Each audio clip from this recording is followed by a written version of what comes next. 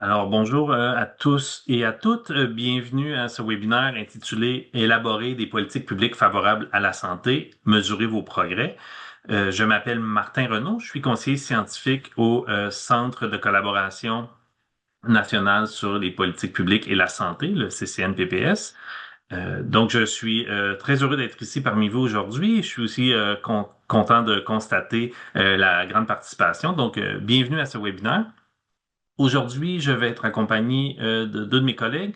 Florence Morestin se joindra à nous à la fin du webinaire pour la période des questions et Mylène Maguire est en charge des éléments techniques de ce webinaire. Euh, donc, nous avons aussi le plaisir d'accueillir quatre présentatrices aujourd'hui. Elles vont vous présenter les résultats d'un projet qu'elles ont mené ensemble sur les façons de mesurer le travail qui se fait sur les politiques publiques favorables à la santé. Donc, il s'agit de Andrea Bodkin, les spécialistes principales des programmes à Santé publique Ontario, Bernadette Walicki, spécialiste des normes fondamentales à Santé publique Sudbury et District, Kimberly Aslett, qui est conseillère en recherche et en politique publique à Santé publique Algoma, et Julian Conley, qui est gestionnaire de programme à Santé publique Ottawa.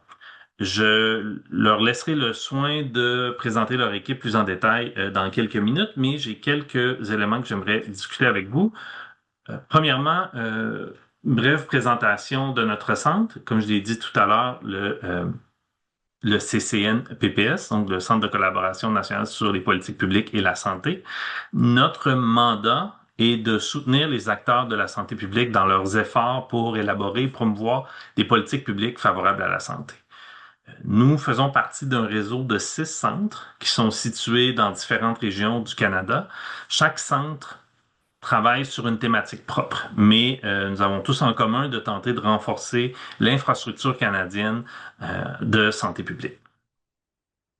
Vous pouvez consulter un descriptif du PPS dans la boîte de clavardage pour lire un aperçu de notre mandat et de ce que nous faisons.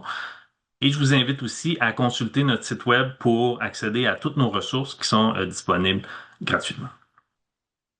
Nos bureaux sont situés à Montréal, donc j'aimerais mentionner que nous reconnaissons que nous sommes sur un territoire autochtone millénaire, lieu de rencontre et de diplomatie entre les peuples et lieu de la signature du traité de la Grande Paix. Nous remercions donc la nation Kanekahaga de son hospitalité sur ce territoire non cédé. Avant de passer au contenu proprement dit du webinaire, j'ai quelques éléments techniques ou informations techniques à vous transmettre. Premièrement, à la fin du webinaire, nous allons avoir une période de questions et de réponses. Si vous avez des questions, vous aimeriez les formuler, les passer aux conférencières, nous vous demandons d'utiliser la boîte de questions-réponses que vous voyez en bas ou en haut de votre écran Zoom. Ma collègue Florence nous transmettra certaines de ces questions à ce moment-là. Comme vous pouvez l'entendre, évidemment, le webinaire est en français. Par contre, j'aimerais noter que nos présentatrices sont toutes anglophones, donc elles ont gentiment accepté de présenter leurs travaux en français. Donc, nous les remercions grandement de se prêter au jeu. Et à noter qu'une des présentations est préenregistrée en anglais qui est sous-titrée. Donc, un petit peu plus loin dans le webinaire, vous aurez une vidéo de la présentation. Et pour la période de questions-réponses, je vais traduire vos questions vers l'anglais pour nos présentatrices et je vais tenter de traduire leurs réponses vers le français. Tout ça est dans le but de s'assurer que les présentatrices puissent répondre avec toutes les nuances nécessaires aux questions, mais je vous répète que les présentations seront en français. Donc, si vous avez des questions pour les conférencières, utilisez la boîte de questions et réponses. Si vous avez tout autre élément que vous aimeriez partager, des commentaires, des expériences pertinentes ou des ressources qui pourraient être utiles à d'autres, vous pouvez utiliser la boîte de discussion et vous assurer de sélectionner envoyer à tout le monde. Si vous avez un problème technique, la boîte de discussion est aussi là pour ça, donc nommez-le dans la boîte de discussion et ma collègue Mylène vous aidera à régler le problème. Dernier petit point d'information technique. Si lorsque nous allons partager des diapositives, ou la vidéo préenregistrée un peu plus tard. Vous ne le voyez pas dans votre écran. C'est peut-être simplement qu'un onglet s'est créé pour la présentation. Donc, regardez en haut. On voit l'image ici, là. Il peut y avoir différents onglets. Donc, si vous voyez pas les diapositives, changez d'onglet simplement. Ce webinaire est enregistré. Ça inclut aussi la boîte de discussion. Et cet enregistrement sera disponible en ligne sur notre site web après le webinaire. Et finalement, dernier point d'information, vous recevrez par courriel un formulaire d'évaluation sur le webinaire. Donc, nous vous invitons à le remplir, à nous donner des suggestions, des commentaires. C'est toujours très utile pour améliorer nos prochains webinaires, nos produits en général. Donc, s'il vous plaît, prenez quelques minutes pour le faire. Alors, merci beaucoup et je vais passer la parole à Andrea. Merci à Martin. Bonjour à tout le monde. Merci au CCNPPS pour de nous avoir invités à présenter nos travaux aujourd'hui. Et merci à Martin pour faire la traduction de nos diapos. Nous sommes heureuses d'être ici. Alors, Oh, c'est là. Alors, je m'appelle Andrea Bodkin et je suis heureuse d'être ici en compagnie de Bernadette Wilecki, Kimberly Aslett et Gillian Connolly. Nous sommes 4 membres de la communauté de pratique de l'Ontario sur les politiques publiques favorables en santé, que nous appellerons communauté de pratique. Cette communauté de pratique regroupe des personnes représentant des bureaux de santé publique de l'Ontario, ainsi que moi-même et Martin. Nous nous rencontrons sur une base trimestrielle afin de réseauter, de partager de l'information et de travailler sur des projets collaboratifs. L'un de ces projets consistait d'une revue systématique portant sur la mesure du processus de développement des politiques publiques favorables à la santé. À nous 4, nous avons formé une équipe pour réaliser cette revue et aujourd'hui, nous sommes heureuses de vous en présenter les résultats. Les résultats de notre revue sont disponibles en anglais dans un Focus On et en français dans un plein feu sûr. Nous ajouterons également les liens dans le clavardage. Alors, aujourd'hui, nous présenterons le contexte et la logique derrière la revue systématique, ainsi qu'un aperçu de notre méthodologie et de nos conclusions. Nous présenterons ensuite une étude de cas dans laquelle une de nos membres, Kim Aslett, a mis en pratique les conclusions de la revue dans son travail à Santé publique Algoma. Nous conclurons en abordant les prochaines étapes et les messages clés. Du temps sera prévu à la fin de la présentation pour les questions en français et en anglais.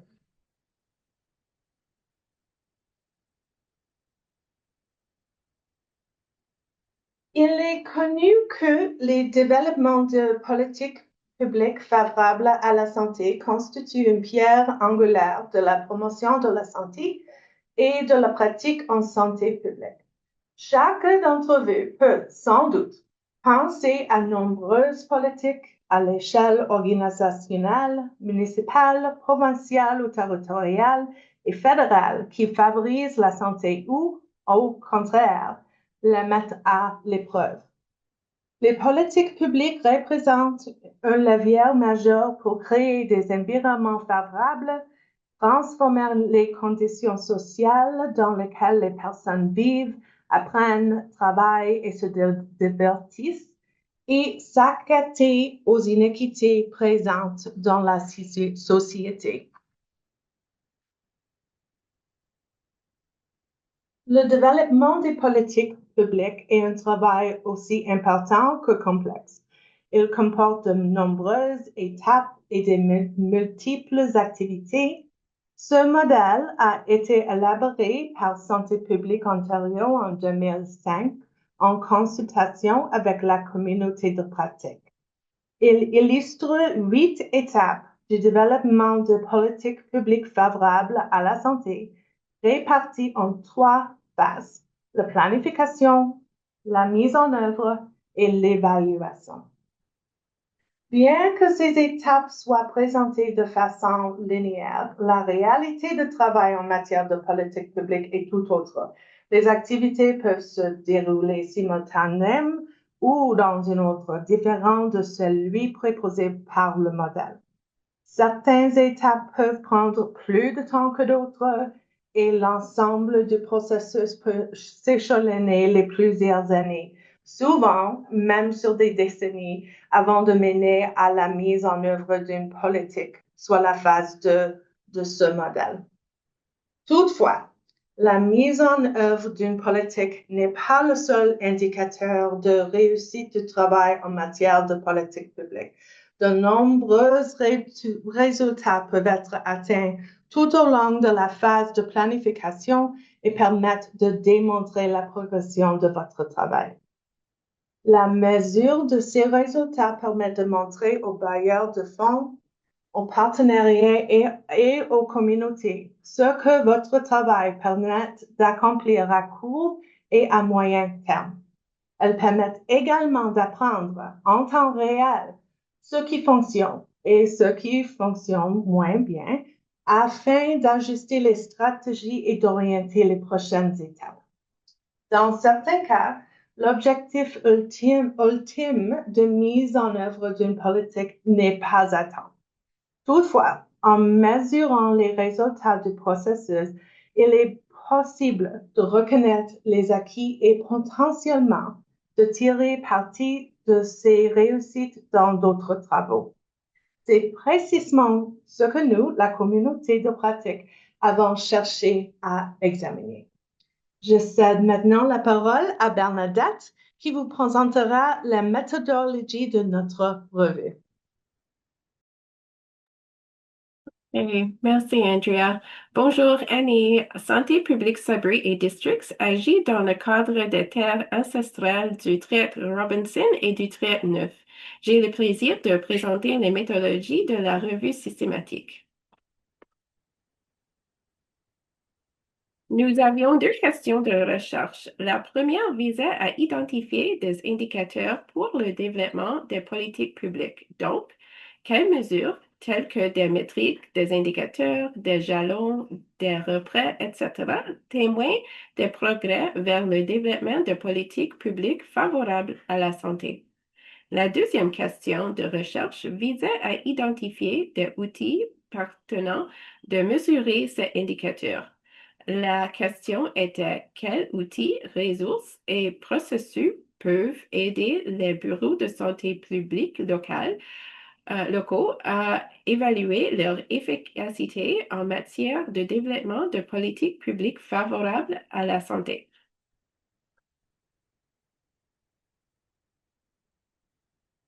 En ce qui a trait à notre méthodologie, nous avons réalisé une revue systématique. Une bibliothécaire de Santé publique Ontario nous a aidés pour la recherche, qui a inclus des bases de données, des formules de recherche Google personnalisées et la littérature grise. Nous avons limité notre recherche à partir de 2007 afin de nous aligner sur une ressource clé de la Fondation Annie E. Casey, une analyse e-scan des ressources auprès des membres de la communauté de pratique sur les politiques publiques favorables à la santé a permis de repérer un guide provenant du Bureau de santé publique de Kingston, Frontenac, Lennox et Addington.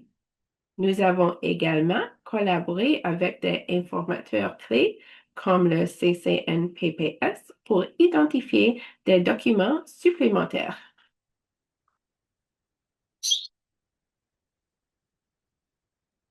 En ce qui concerne les critères d'inclusion, nous recherchions des publications de la littérature scientifique et de la littérature grise qui évaluent ou mesurent la phase de planification du processus de développement de politiques publiques et pertinentes pour la santé publique et ou la promotion de la santé. Les publications portant sur l'élaboration, la mise en œuvre ou l'évaluation des politiques publiques ont été exclues. Les résultats de la revue de la littérature sont les suivants. 686 études issues de la littérature scientifique, 230 études provenant de la littérature grise, pour un total de 916 études examinées. Parmi celles-ci, 865 ont été exclues. Les titres et des résumés ont été analysés indépendamment par deux personnes. Les désaccords entre les deux réviseuses ont été résolus au besoin. Au total, 51 textes ont été analysés et évalués pour leur éligibilité et 16 documents ont finalement été inclus.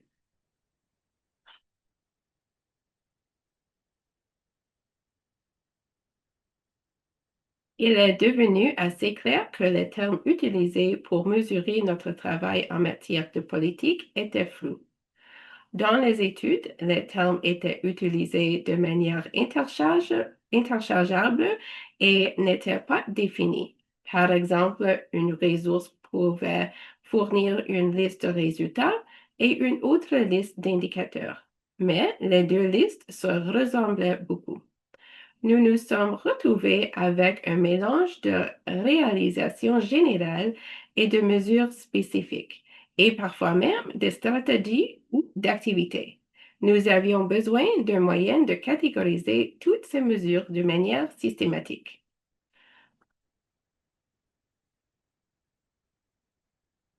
Pour faciliter cette catégorisation, nous nous sommes appuyés sur les définitions issues de la littérature recensée. En termes simples, les résultats correspondent aux changements que l'on souhaite atteindre ou que l'on atteint, tandis que les indicateurs sont les moyens de mesurer ce changement. La catégorisation des résultats et des indicateurs a été réalisée par deux réviseuses et en cas de désaccord, celui-ci est résolu entre elles. L'accordage et l'identification des thèmes ont été effectués par Andrea et relus par Kim et moi-même.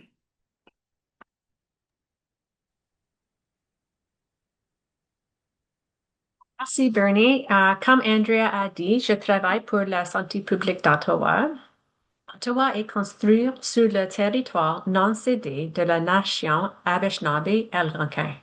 Les peuples de la nation Anishinaabe-Algonquin vivent sur ce territoire depuis des millénaires. Leur culture et leur présence l'ont fait et le fassent encore. Je suis contente de partager nos résultats avec vous aujourd'hui. Notre plus grande découverte est qu'il existe plusieurs façons de mesurer le progrès de l'élaboration de politiques publiques favorables à la santé. Je travaille dans ce domaine depuis longtemps.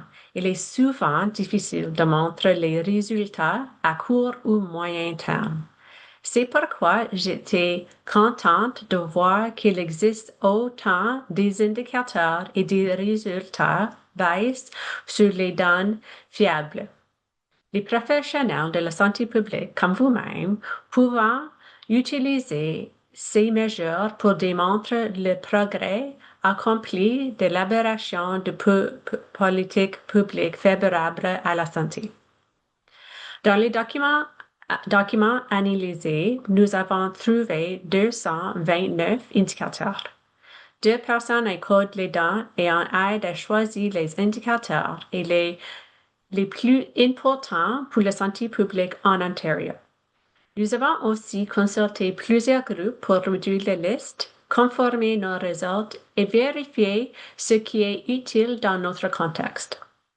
Après notre consultation, nous avons clarifié les thèmes, enlevé les doublons et finalement identifié 15 résultats et 61 indicateurs. Comme était encore trop long, nous avons regroupé les résultats en 3 grands thèmes. Je tiens à souligner que cette liste de résultats et indicateurs n'est pas exhaustive. Avant d'examiner les résultats, je tiens à souligner les limites de cette étude. Beaucoup de sources parlant surtout les politiques américains. Il y avait peu d'informations sur le travail politique local ou municipal, comme les rapports municipaux, les résolutions du conseil de santé ou les autres notes d'information. Pour tous, ces travaux font partie de nos activités de tous les jours. Dans la prochaine diapositive, je vais expliquer notre résultat en plus détail. La première catégorie est les partenaires et la collaboration. Cette catégorie parle de la création des relations positives et utiles avec des autres organisations ou personnes. Les indicateurs et les résultats montrent tout le travail nécessaire pour collaborer pendant l'élaboration de PPS. Ils permettent aussi de mesurer comment les relations se renforcent et comment les partenariats grandissent avec le temps. Par exemple, les résultats identifiés et des résultats collaboratifs démontrent. Un indicateur correspond identifié était nombre ou type de réunions avec les décideurs politiques concernant.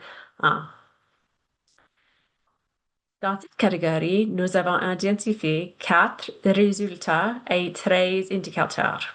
Cette diapositive montre ces résultats ainsi que quelques exemples des indicateurs. Le tableau 1 dans le document plein curseur comprend la liste complète des indicateurs. La deuxième catégorie s'appelle la sphère d'influence. Nous avons choisi ce terme pour parler des résultats et des indicateurs qui montrent comment nous influençons les décideurs, les médias et le public. C'est la plus grande catégorie. Il inclut le plus d'indicateurs et le plus utile, dont je parlerai plus tard de ça. Les résultats et les indicateurs de cette catégorie servent surtout à mesurer la visibilité d'enjeux publics, l'attention que le public lui accorde, l'augmentation du soutien du public et des décideurs et le renforcement de la base de soutien. Au bout du travail sur un public, il est difficile d'avancer si les gens ne connaissent pas l'enjeu ou ne comprennent pas pourquoi il est important. Par exemple, aujourd'hui, tout le monde sait que le tabagisme est dangereux pour la santé. Mais ce n'est pas le cas dans les années 50 et 60. En conséquence, pendant cette période, il était difficile de faire adopter les lois qui limiteraient la consommation du tabac. En la même façon, beaucoup de parents comprennent maintenant les effets du temps d'écran et des médias sociaux sur les gens. Cette prise de conscience peut aider à passer de la planification à mise en œuvre d'une politique, comme nous l'avons vu en Australie. À titre d'exemple, permet d'évaluer la volonté publique accrue, c'est-à-dire l'intérêt des décideurs à agrandir. On peut regarder le nombre de rencontres ou d'échanges que vous avez eus avec eux, le niveau de sensibilisation de la conscience de l'enjeu. La dernière catégorie porte sur la capacité de l'organisation à planifier, à exécuter les processus d'élaboration de politiques publiques favorables à la santé. Même si la plus petite catégorie, elle était très importante. Cette catégorie reconnaît que les organisations doivent avoir certaines compétences, des personnes formées, de bon leadership et des systèmes internes efficaces pour faire ce travail. Vous mesurez une augmentation de la capacité organisationnelle. On peut regarder, par exemple, la capacité de l'organisation à communiquer sur enjeux politiques, le niveau de connaissance des personnes sur l'élaboration de PPS, le nombre des employés formés pour faire avancer ce travail. Lorsque j'ai présenté les indicateurs, les résultats, vous pouvez vous être demandé comment je pourrais réellement mesurer ces indicateurs. En B, bonne nouvelle. Dans le cadre de notre deuxième question de recherche, nous avons également identifié presque 50 outils. C'est ce qui répond à notre deuxième question de recherche. Pour cette question, nous avons utilisé les mêmes sources. Cette fois, nous avons cherché des articles qui présentant des outils liés au processus d'élaboration de politique. On trouve 4 catégories, 4 types d'outils. En premier, les outils pour mesurer des indicateurs, des guides ou modes des étapes du processus, outils pour modeler logique ou des théories de changement, et finalement, les méthodes de collecte des données. Dans le table de documents plein sur fort, chaque catégorie inclut les résultats, les indicateurs et les outils correspondants. Ce travail offre un excellent point de départ pour mesurer le progrès en PPS. L'article décrit également comment utiliser les indicateurs, les résultats déterminés. Prochaine. En résumé, la littérature indique que les résultats et les indicateurs peuvent être utilisés en la manière rétrospective, après ou prospectivement pour planifier. La littérature recommande en créer un cadre conceptuel pour montrer les activités prévues. Et finalement, l'autre offre aussi quelques outils pour aider à créer cette carte. Pour terminer, parlons de la sélection de mesures efficaces. Cet article inclut une citation très pertinente sur la mesure de progrès. On oublie parfois de faire la distinction entre ce qui peut être mesuré et ce qui va la peine d'être mesuré. Il est nécessaire de suivre le nombre de réunions tenues avec des décideurs, mais cela ne suffit pas pour savoir si nous parvenons à convaincre qui ce soit d'apporter des changements de fond positifs. Lorsque les évaluateurs examinent les objectifs mesurés proposés, ils doivent se poser à eux-mêmes comme à leurs clients la question. Et alors? Autrement dit, est-ce que l'atteindre de cet objectif nous donnerait une information dont nous avons réellement besoin? Alors, une fois l'objectif et les actions définis, on peut choisir les résultats et les indicateurs pour mesurer les progrès. Il est recommandé de choisir un ensemble des indicateurs qui utilisent plusieurs méthodes de collecte des données, mesurer différentes étapes de travail, includer les indicateurs, les processus, extraits et résultats, et finalement sont réalisés importants et pertinents. Je passe maintenant la parole à Kim qui présentera une étude en classe. Hi, I'm Kimberly Aslett, and I'm going to share a case study where we use the indicators to reflect on a recently completed project. Working with a health promotion specialist, we used the indicators to reflect on the project as a learning tool for the team. Over the next few minutes, I'll talk about the context of the drug crisis in the North, the project, which was the Toxic Drugs in Algoma Community Assessment and Next Steps, how we applied the policy outcomes and indicators retrospectively, and lessons learned. Algoma Public Health, or APH, is an autonomous board of health. Policy activity is distributed through program managers, health promotion specialists, the medical officer of health, the assistant medical officer of health, the executive, and the board. APH's boundary covers over 41,000 square kilometers in Northern Ontario, and it contains 21 municipalities, 2 large unorganized areas, and numerous Indigenous communities. The region serviced by the health unit stretches over an 8-hour drive along Highway 17 from Spanish in the east to White River in the north. This word cloud shows responses from the survey done for this project of people with lived and living experience and their families and or friends, asking how they feel society sees people who use drugs. Stigma remains a barrier to services and community support. The toxic drug crisis has hit hard in Northern Ontario. In 2022, the rate of deaths due to opioid toxicity in Algoma was almost 3 times higher than Ontario. Post-pandemic, the city of Sault Ste. Marie continues to be among the top 10 census subdivisions in Ontario with the highest opioid toxicity mortality rate.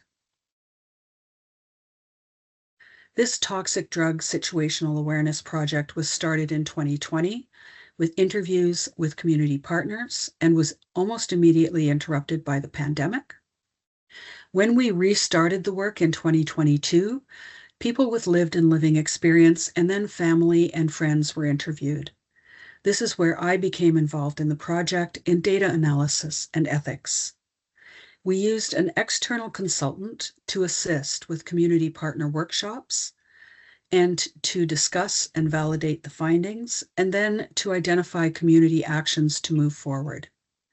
The report was finalized and launched through the end of 2024 and into 2025. Near the end of my work on the Toxic Drugs Project, I started work on the Indicators and Outcomes Project with Andrea, Jillian, and Bernadette. Timing made this a good opportunity to use APH activities as a demonstration of the indicators and for internal capacity building. The health promotion specialist leading the project was my collaborator on this. This also became a presentation to our Healthy Public Policy Community of Practice. To reiterate, outcomes are the short to medium term changes that result from the policy development process, and indicators are the measurable quantitative or qualitative factors that provide means to measure the changes. The first category we looked at was partnership and collaboration. We matched the indicators to the activities in the logic model and records kept by the project lead. Outcomes that were identified here included establishing mutually beneficial relationships with other organizations or individuals. We did 2 workshops with more than 40 participants, many of them new. Second, increased level of collaboration, seen in a new drug strategy committee developed in the district outside the city. 1 rural committee identifying increase in collaboration as a goal, and informal exchanges between partners to support better cooperation. Third, for increased level of alignment, we saw partners who brainstormed and prioritized solutions and actions together, and a report that can be used as a tool to guide actions in local communities. Fourth, we saw demonstrated collaborative output. The evidence-informed practice section of the report gives an overview of program and policy options. And a drug strategy committee is now meeting monthly. During the first theming workshop, 11 community partner agencies gathered at the Indigenous Friendship Center to look at the survey data and to build a SWOT analysis, allowing new partners to meet and allowing for discussion of gaps and priorities. As an external facilitator led this process, this allowed us to interact as partners. Results included establishing a process for partners to share timely information for early warning systems, aka drug alerts, distribution of test strips for harm reduction, and increasing engagement of people with lived and living experience. The second workshop took place at APH.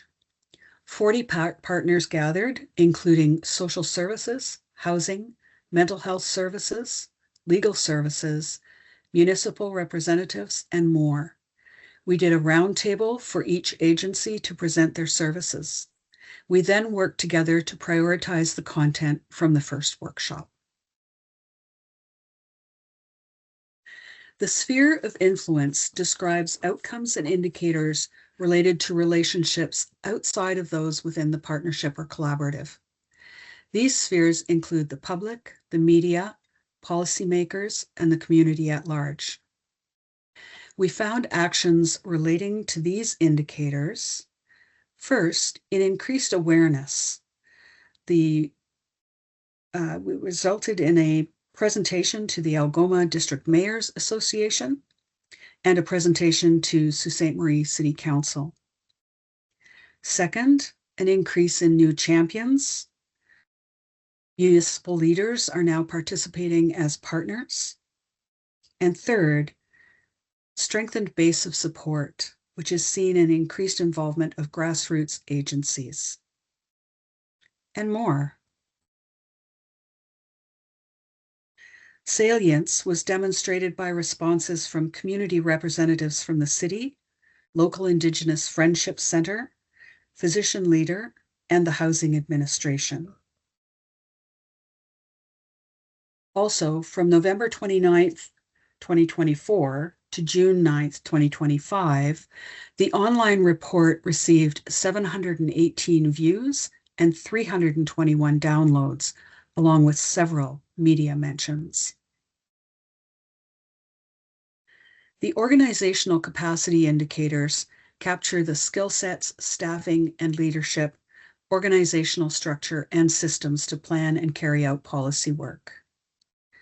Actions that were identified for capacity include increased organizational capacity to advance healthy public policy, which we saw in the report increasing the capacity of the Drug Strategy Committee by providing statistics, SWOT analysis, and recommendations, and higher profile of expertise at APH for media contacts. Second, increased ability to lead local partnerships and/or collaborations. We saw with the addition of co-chairing of 2 committees. And third, demonstrated credibility of the organization. We saw this with speaking to the Algoma District Mayors Association, being seen as a credible source of surveillance data, and a contribution to a successful Heart Hub application.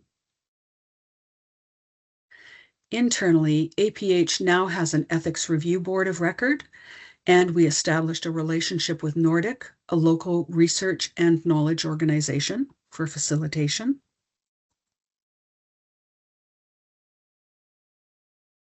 Lessons. Local people were eager to gather in person, together with other community partners, to talk about what's happening and generate solutions. The project taught us that we should seek ethical review for all projects involving vulnerable populations, even if you don't expect to publish. Using an external facilitator allowed the health unit to be a partner at the community table. In large geographic areas, it's helpful to include local conversations where needs and resources are very different. And think outside the box for partners to invite. Many are eager to gather and contribute to the discussion.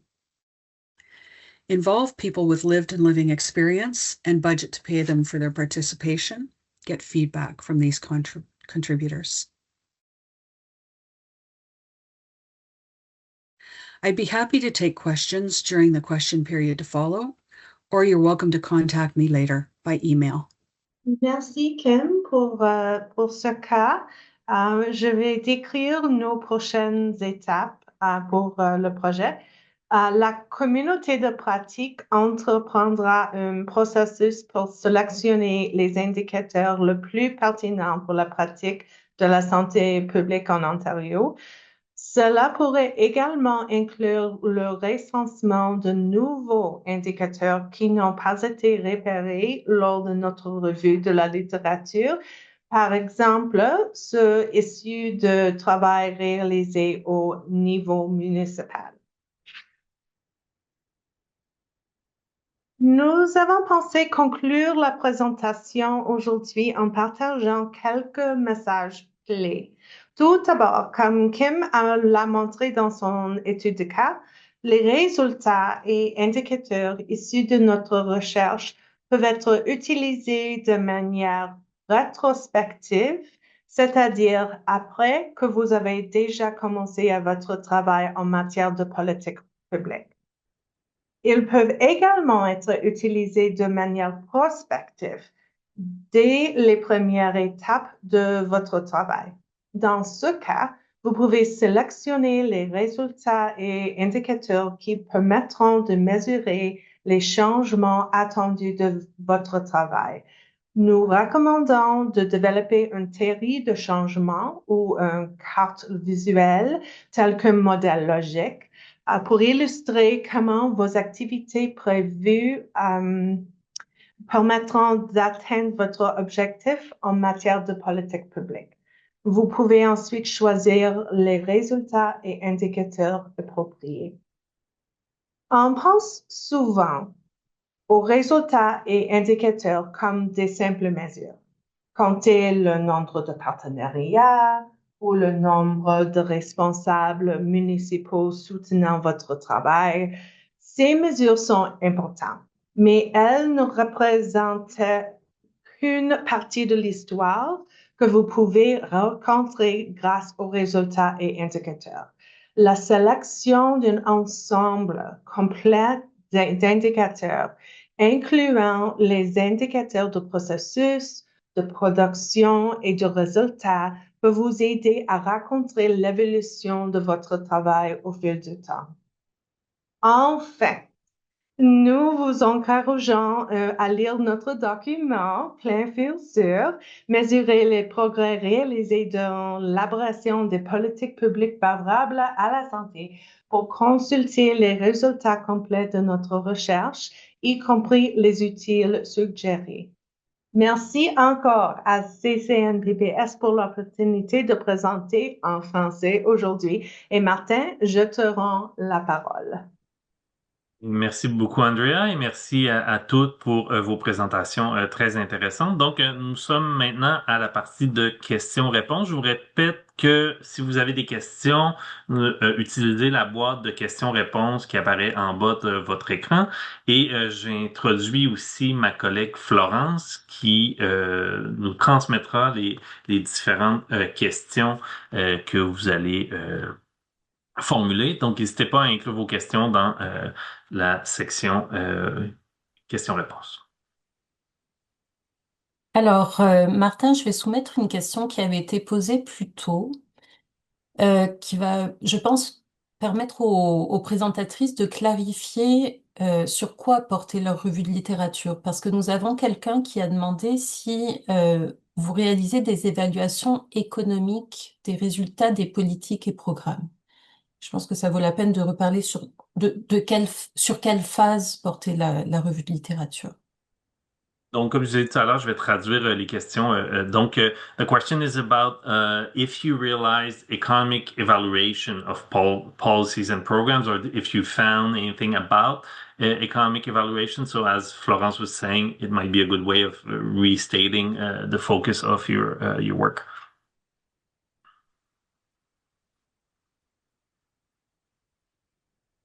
En cours, non. Mais je pense que c'est à cause de nos questions. Nos questions, c'est de la planification, de l'élaboration de la PPS. Mais si on regarde, comme Andrew a dit, les 8 étapes de planifier et mise en œuvre de PPS, peut-être on pourrait trouver. Alors, je pense que c'est peut-être, ça c'est moi, like my own personal opinion, c'est que je pense que c'est plus efficace de regarder l'économie d'une politique après la politique était like put in place. Alors tu peux évaluer ça après. Oui, merci beaucoup. Je pense que ça clarifie. Euh, Si tu veux. D'autres précisions à ajouter ou je passe à une prochaine question? Je pense que je vais oui, enchaîner. vas-y. Oui, Andrea? Ok, donc je vais enchaîner. On a une autre question qui a été posée, qui a été soumise directement en anglais. Je vais par contre la traduire en français pour le bénéfice de tous les participants. Euh, la question en français est, est-ce que cette revue de littérature a permis de délimiter un plus petit nombre d'outils qui font consensus et qui pourraient être utilisés pour continuellement améliorer la qualité de la façon dont les unités de santé publique font rapport sur ce qu'elles font en matière de politique favorable à la santé? Martin, dans la boîte de questions, il y a la question originale en anglais. En cours, oui. We are using these indicators in our projects to help measure the new Ontario Public Health Standards. So yes. La réponse courte, c'est oui. Ils utilisent présentement les indicateurs là, pour, dans le cadre des standards de santé publique Ontario. Donc voilà. And in addition, the community of practice will also prioritize indicators for their own use. So two different things. Et la communauté de pratique dans laquelle ce projet-là émergé utilise aussi ces indicateurs-là. Donc, il y a comme deux éléments pour les standards d'Ontario et pour la communauté de pratique plus spécifiquement. Parfait. On a d'autres questions adressées à Kimberly, plus spécifiquement. D'abord, savoir en quoi consistait l'apport de la spécialiste en promotion de la santé dans le cadre de ce projet. So, a question for Kim. What was the specific role of the health promotion specialist in your project? So, what was the contribution of the health promotion specialist?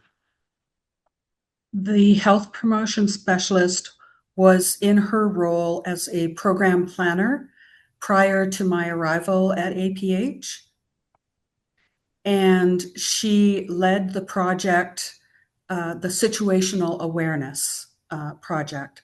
So she did the planning from our organization, bringing everything together.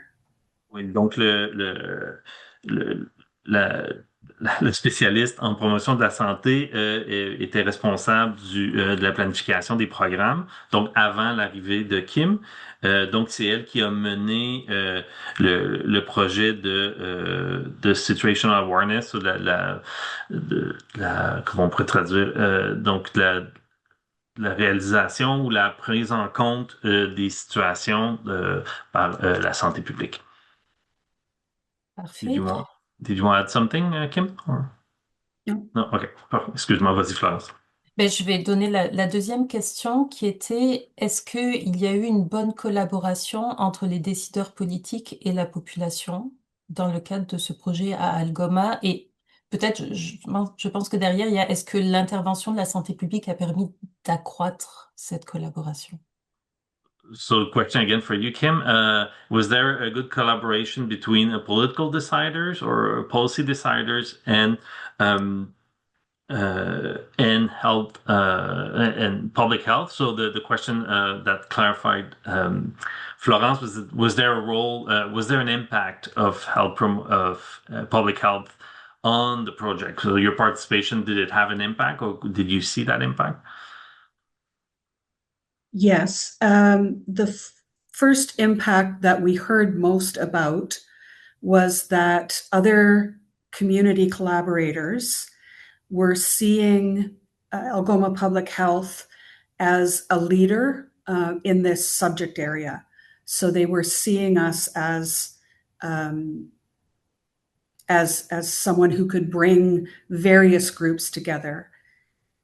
Donc, I'll just translate that part. Ouais. So, le premier impact, c'est que les autres partenaires de la communauté, les collaborateurs, ont commencé à voir la santé publique vraiment comme un leader dans ce domaine. Donc, de voir que c'était une organisation qui était capable d'amener des gens ensemble, les porter, les aider à collaborer, en fait.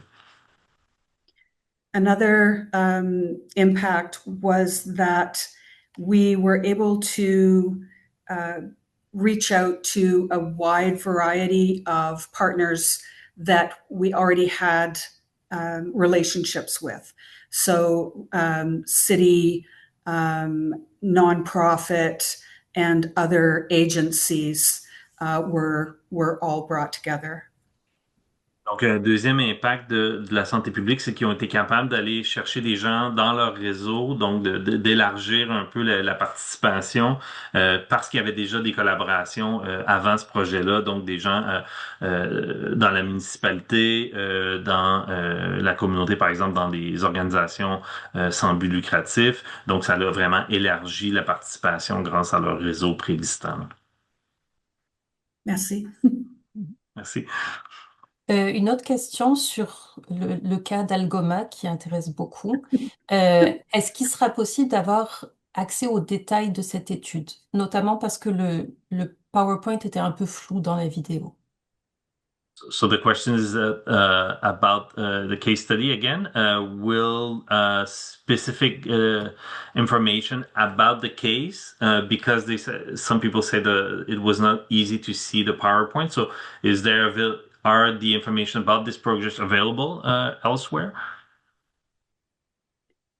I don't believe that this information has been published elsewhere, although I would be willing to share the slides and other information with anyone who wants to contact me. So Kim dit qu'elle ne croit pas que ces informations ont été publiées ailleurs, mais qu'elle est très ouverte à partager son PowerPoint. J'ajoute que l'enregistrement et les PowerPoints seront partagés sur le site du CCNPPS, donc vous pourrez avoir de l'information là, mais Kim a aussi mis son adresse courriel là, à la fin, donc vous pourriez aussi la contacter par la suite. Je vais soulever une question qui avait été posée au webinaire anglais et qui pourrait sûrement intéresser les participants aujourd'hui. Parmi les indicateurs que vous avez recensés, quelle est la proportion que vous estimez facilement applicable dans la réalité? Among the indicators that you found in your work, what's the proportions of those indicators that you found that are applicable in reality, in real work?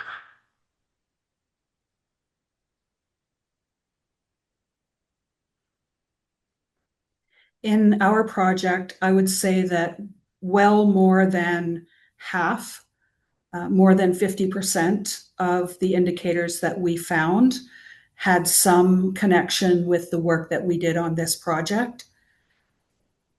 Donc, Kim dit que dans le projet spécifique, elle considère qu'environ 50% ou plus de 50% des indicateurs qu'ils ont trouvés dans la littérature ont été applicables sur le terrain dans leur projet.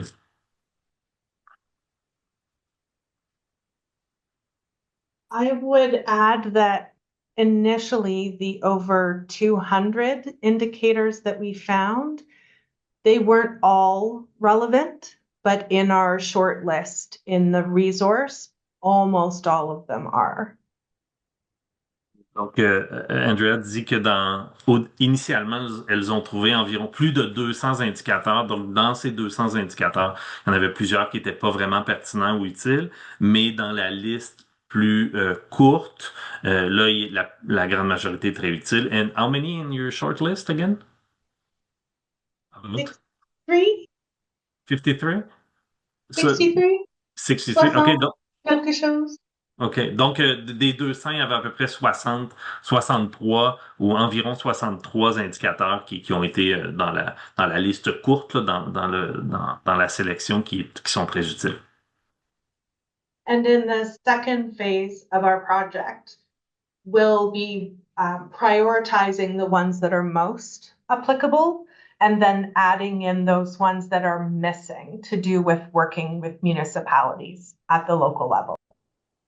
Donc, dans la deuxième phase de leur projet qui s'en vient, il y a deux tâches auxquelles elles s'attaqueront. Donc, premièrement, prioriser lesquels de ces indicateurs sont les plus utiles, donc dans cette liste de 60 et quelques, et aussi trouver de nouveaux indicateurs dans les indicateurs qui manquent en fait. Par exemple, là, les indicateurs pour le travail qui se fait avec dans le cadre des municipalités ou en collaboration avec les municipalités. Donc, ce sera la deuxième phase. Une autre question, parmi les outils qui sont mentionnés dans l'annexe de votre document, est-ce qu'il y en a qui se distinguent par leur facilité d'usage et leur pertinence pour utilisation dans les bureaux régionaux de santé publique? So the question is about the tools that you found in the annex of your document. Is there any of these tools that are especially useful and relevant or easy to use for local public health units?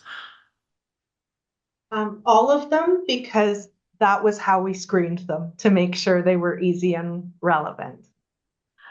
Donc, tous les indicateurs sont pertinents car c'est comme ça qu'elles ont été choisies. Donc, elles ont fait un travail de sélection pour vraiment sélectionner les indicateurs qui étaient utiles et pertinents pour les organisations locales.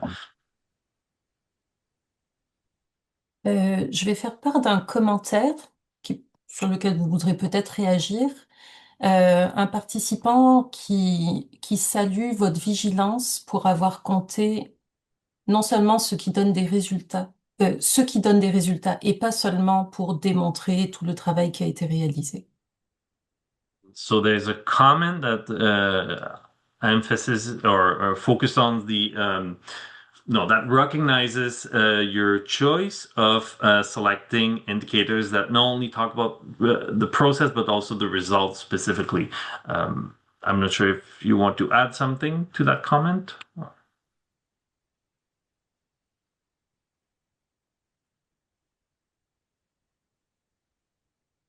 Non, je sais pas, est-ce qu'il y a d'autres questions, Florence, ou d'autres commentaires? Pas d'autres questions pour le moment. D'accord. Un dernier appel aux questions, ou est-ce qu'une d'entre vous a quelque chose qu'on n'a pas parlé que vous aimeriez couvrir? Or is there anything we didn't discuss that you'd like to add?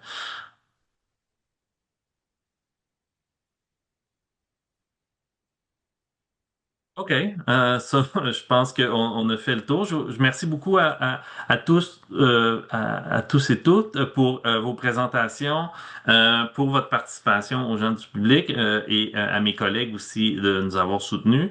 Donc, merci encore. Je viens de voir une question, peut-être on a le temps. Alors, est-ce que l'équipe peut mieux nous expliquer les critères de choix des indicateurs? So could you recap on the criteria that you use to select the indicator? So what did you base your selection on? So maybe recap a little bit on that to clarify. Yeah, so I can take that one, merci. As part of our inclusion criteria, we reviewed indicators related to the planning phase of the policy development process and indicators that were relevant for public health or health promotion work. Donc, pour les critères d'inclusion, il y avait Bernadette mentionne deux éléments précis, là. Donc, dans la phase les indicateurs vont être dans la phase de planification des PPFS, des politiques publiques favorables à la santé, et les indicateurs devaient être pertinents pour les organisations de santé publique spécifiques. En anglais et en français, et on a revu les littératures scientifiques en français depuis 2007, mais pas la littérature grise en français. Merci. Merci beaucoup. Bon, donc je vais retourner à ce que je disais tout à l'heure. Donc, merci beaucoup à tous et merci d'avoir fait l'effort pour le présenter en français. C'est vraiment très apprécié. J'espère que ma traduction était adéquate pour vos réponses. Et merci beaucoup à tout le monde pour votre participation. Et l'enregistrement du webinaire sera disponible sur notre site web. Et je vous rappelle, dernière chose, de remplir l'évaluation si vous avez quelques minutes. Alors, merci beaucoup tout le monde. À la prochaine.